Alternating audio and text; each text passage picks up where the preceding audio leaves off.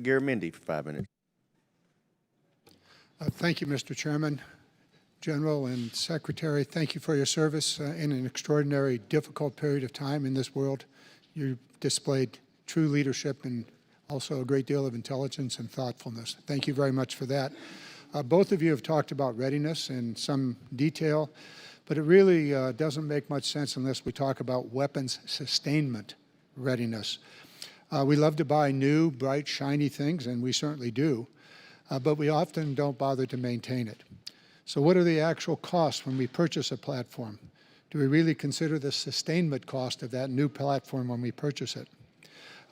Sustainment requires that we have the right people at the right time in the right places to sustain the aircraft, the ships, and the other platforms that we depend upon. All too often, sustainment has been left behind. It's an acceptable risk.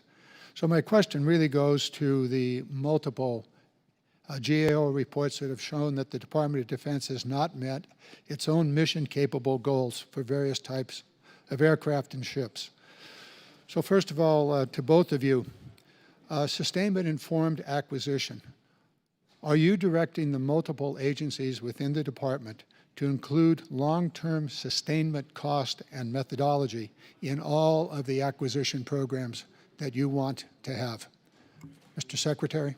Like you, sir, I think this is really important, and I think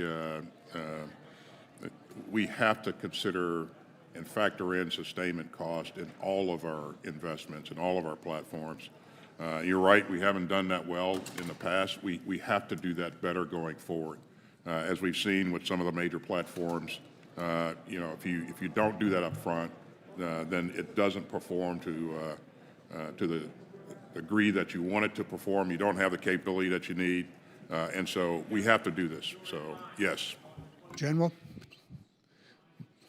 It absolutely has to be considered all the time. The sustainment costs on any weapon system has got to be considered as part of it.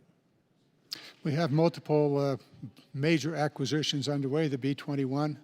We would appreciate detail on how you intend to sustain that platform over the next 30 years in which it's going to be flown.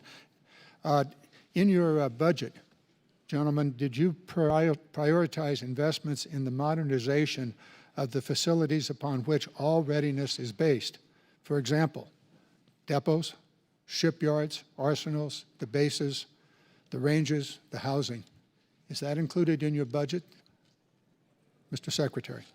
We continue to invest in the SIOP program. We continue to invest in housing, and we have some $5.1 billion invested in increasing operational effectiveness and survivability on our bases.